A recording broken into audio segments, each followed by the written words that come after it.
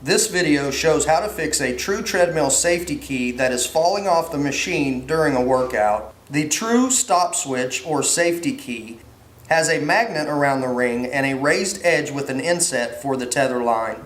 If the tether line has string after the knot, it may connect partially with the mating surface on the machine. This will cause the switch to fall off the machine very easily during use. To fix the issue, trim off the extra string close to the knot. This will allow the key to set on the entire ring's surface. This completes the demonstration. Thanks for your support during our more than 20 years in the business.